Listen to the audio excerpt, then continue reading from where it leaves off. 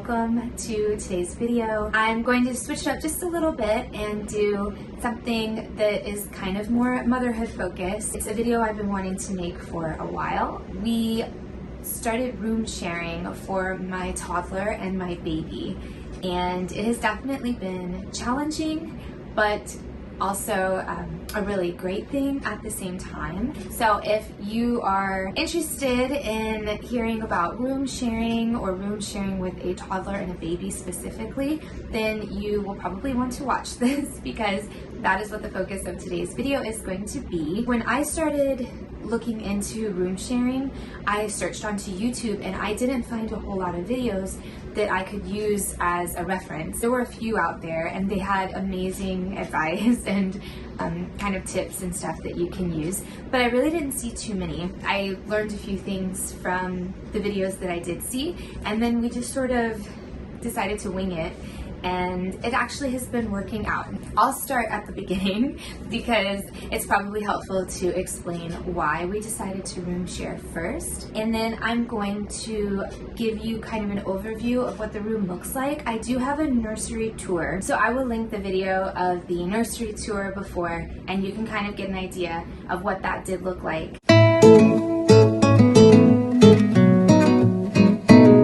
We have 3 girls, and our home is only less than 1,300 square feet. When we purchased it, this house was 1,300 square feet, just shy of that.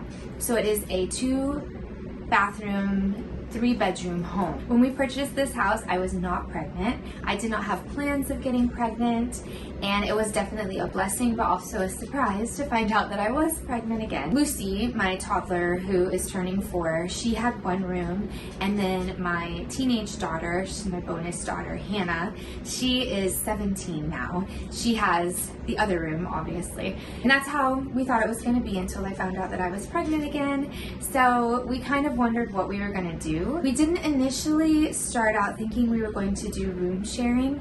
What we had been wanting to do is convert the garage to give us some additional square footage. Our house is small, especially the living areas, and I love our home. There's so many things that I love about it, but I definitely think the size and the way that the living areas are crammed a little bit, it definitely makes it challenging, especially for a family of 5 now. We decided to convert the garage. We started doing that this time last year, and we were going to convert it into like a playroom because we never used our garage. We just mostly used it for storage, and our laundry is in the garage.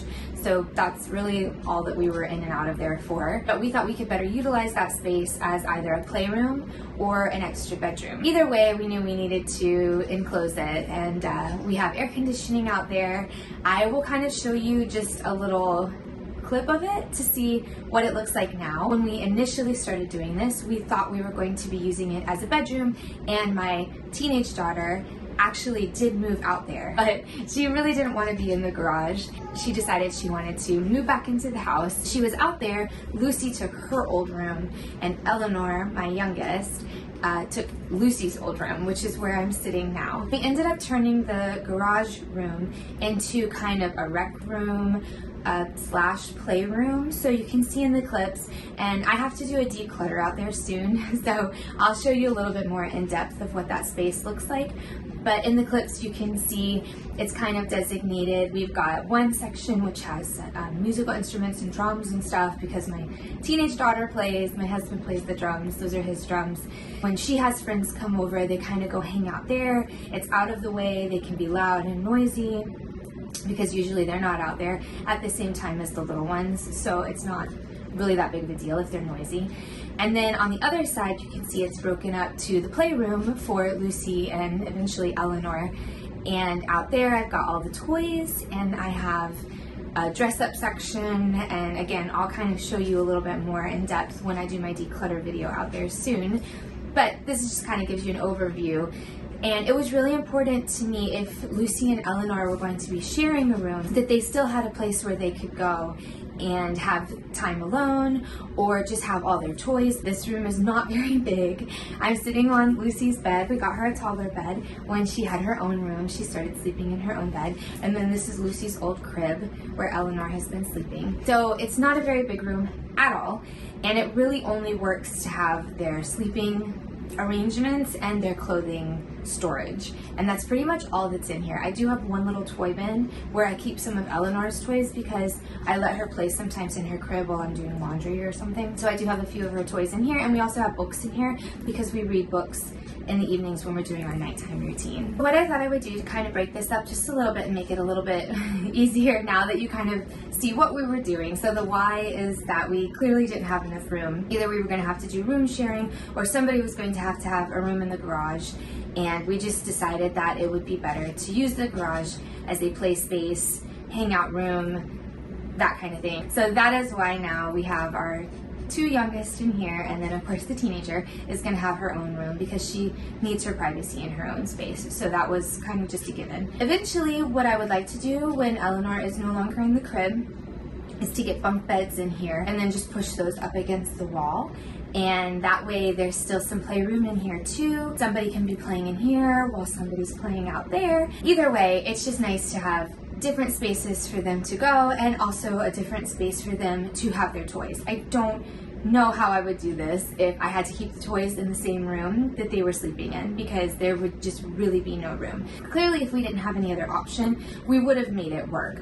But I am so thankful to have the garage and all the extra space out there, because it really is helpful to give them more room in here where they're in their bedroom and there's just not toys and clutter everywhere. That is the why, mostly just for space. Once we converted the garage, we did add an extra about 200 square feet. So now our home is right about 1,500 square feet. Still kind of small for a family of 5, but we just love this house so much. We love the area and it has a great backyard. So we kind of just make it work with the space inside.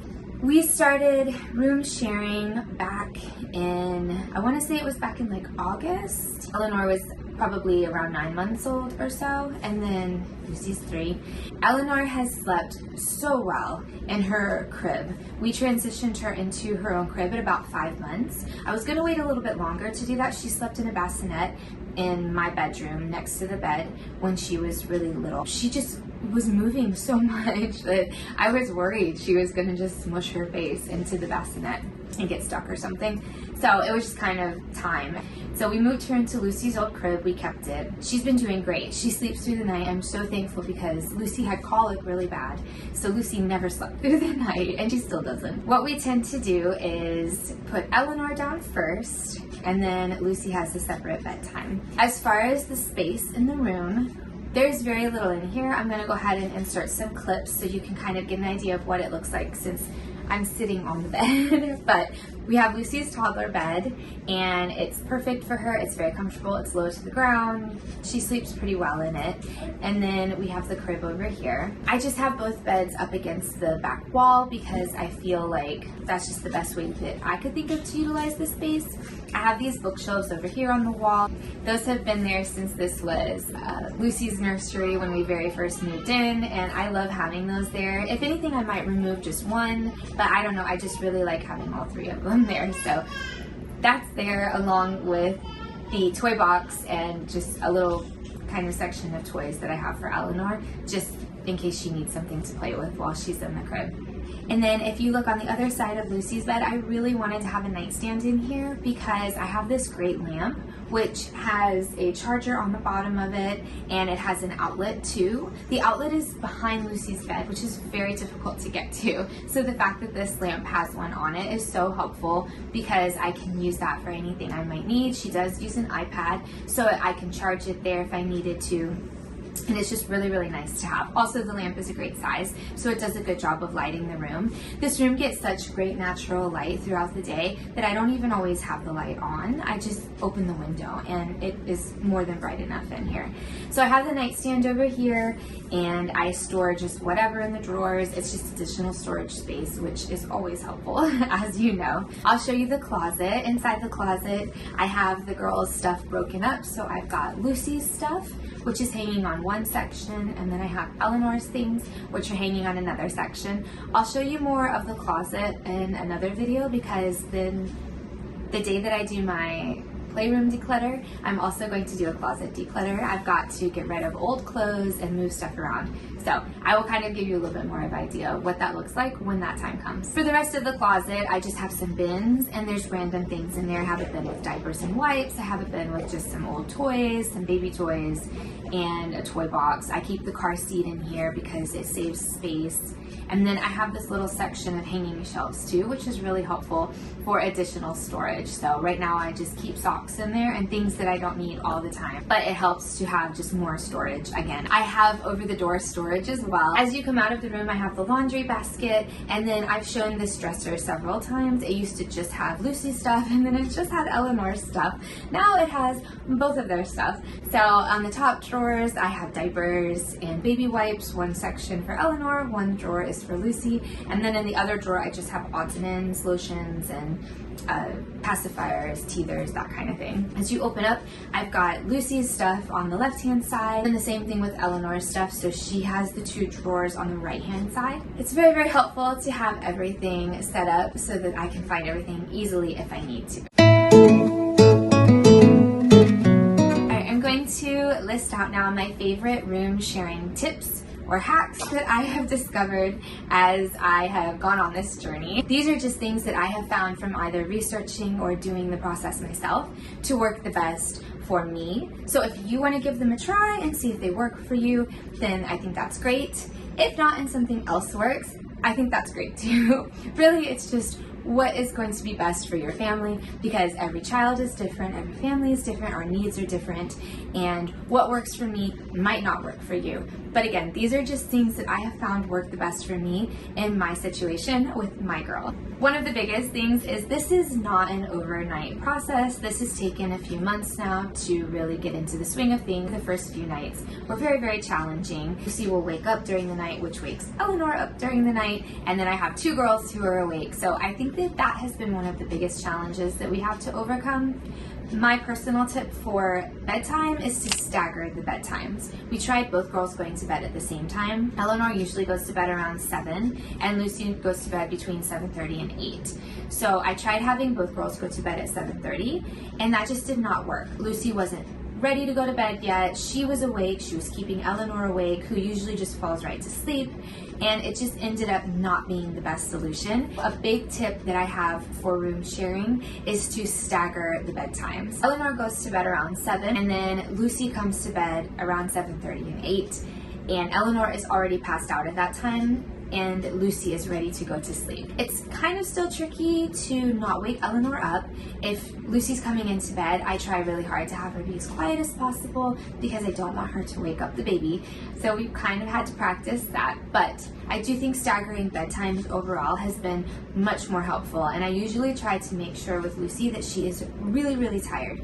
Lucy is not napping anymore. She might fall asleep every now and then if it's been a long day, and I might let her sleep for about 30 minutes or so, but for the most part, she does not take naps anymore. Eleanor takes 2 naps a day. I lay her down around 9 o'clock in the morning, and then I lay her down around 2 o'clock in the afternoon. During those times, I just make sure that Lucy has everything that she needs out of here, and then she can go and play while Eleanor is taking a nap. That part of room sharing has worked out beautifully. Her naps are usually about an hour long, so during that hour, Lucy is entertained, or we're playing, or we're busy, so Eleanor can nap, and it's really not a big deal. We still have our nighttime routine, so we will still sit, we'll read stories. By the time Eleanor is ready to go to bed, we'll come in here and kind of wind down for the night, read our books, and then Lucy and I will leave, and Eleanor will still be in here, and she's ready to go to sleep. I keep an extra stash of diapers and a change of clothes in the bathroom for Lucy, just in case she has an accident, or just in case I need diapers while Eleanor is napping or sleeping at night. So that's also a pretty good tip, is just to have a few extra diapers and an extra change of clothes or a set of PJs stashed. That way, if you do lay your baby down first and then you need to lay your toddler down, you have the PJs and everything out of the bedroom. So I've forgotten before, and luckily Eleanor is a pretty decent sleeper, but you definitely don't want to forget those things and then end up waking the baby trying to sneak into the room in the middle of the night or whatever time you need to come in here and get the change of clothes or get the extra diapers. So just something else to think about too. Tip number 2 is to have a designated play space if you can, or just some toys set aside out of the bedroom. Clearly our room is super small, so it's going to be very difficult to have toys and beds in here. You might be able to swing a few things, so either having a separate play space or just keeping clutter at a minimum I think is a massive help if you're going to be room sharing. The more things stack up, the more it just looks cluttered and there's more to keep up with. It's just, clutter in general is very difficult. I feel if I have a lot of clutter, my mind is busy. I don't feel like I can be rested and calm. I know everybody's affected differently by clutter, but living in a 13-ish, 100 square foot house, now 15-ish, I think that keeping clutter at a minimum has definitely helped us to just maximize what our house can do, and just finding different ways for storage so that you don't just look around and see stuff everywhere. So when you have a home that's on the smaller side, or you have a room sharing situation, you really learn to do away with the clutter or keep it as much at a minimum as possible. So I'm super excited for the video coming up where I can declutter, because I have been waiting to do that for a while. So I'm really excited to take you along with me when I do that. But yeah, so my second tip is to just have some sort of extra designated play space if it's possible. If it's not, then even just a spot in the living room where maybe you keep a few extra toys so that you can have somebody playing in the living room and then somebody playing in the bedroom.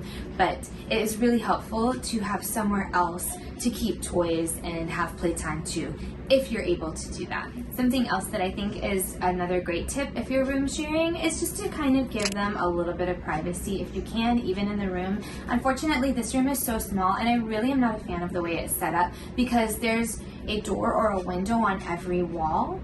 I would really prefer it to at least be able to have one full wall where there's no door or window. Clearly you're not going to block a door, and I really don't want to block the window. Lucy's bed is already kind of in front of the window, but I just need the window for the light, so I really didn't want to put a headboard or anything in front of the window if I could help it. So it was really difficult to find a layout for this room where the girls would be able to have their own space, but I highly recommend, if you can do that, I would do that, because if I had a choice, I would keep the crib in one section and Lucy's bed in a different area, just so it felt a little bit more private for her. In the future, when we get bunk beds, that will be helpful, because it will be like each girl has her own section of the bed. But until that happens, unfortunately, this is just the best way that I could set up for now. Another tip that I think is very helpful when you're considering room sharing is just to keep in mind the ages. If you have your youngest, I would try to keep them in the room with you as long as you can, just to give your toddler some time to adjust. I know it was helpful for Lucy because she had her own space for a while. Eleanor slept in our room until about 5 months. So it was nice for Lucy to still have her own kind of space while she was getting used to the idea of having a new baby. So if you have the ability to keep your baby in your room with you until transitioning them, I would do that for as long as you can, because then when it came time to transition, Lucy had already had some time to be around Eleanor and get used to being close to her, kind of get used to the idea of having a baby around. And I think that that helped when it came time to share a room too, because it wasn't just like moving a complete stranger into the bedroom with her. So having those first however many months to kind of get used to the idea and get used to each other, I think is very helpful if you're going to start room sharing eventually. And another tip I have is to have some sort of a sound machine. It really helps to drown out the small noises that can keep kids up at night, and that might help you as well when it comes to having the kids sleep through the night. I have 2 sound machines. I have Feathers the Owl, which is actually a product from Young Living. I don't use Young Living products normally,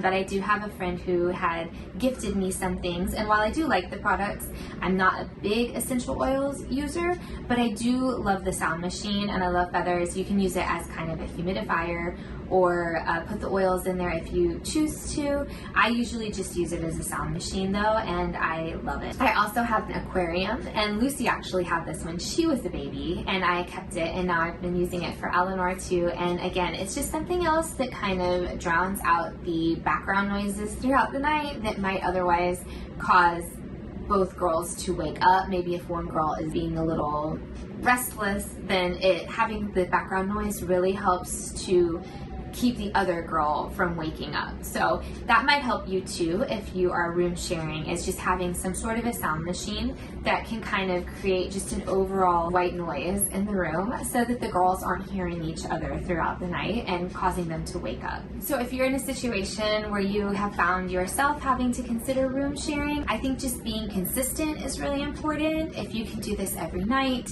even when it starts to get hard, even if you struggle, there's been a few times where I have kind of backtracked because it was just too difficult with Lucy waking up in the middle of the night, waking the baby up in the middle of the night, then I wasn't getting any sleep. So it's very tempting to kind of stop or rethink everything, but I promise if you stick with it, it does get easier. People might disagree with you, people might not understand why. Obviously space has a lot to do with it for most people.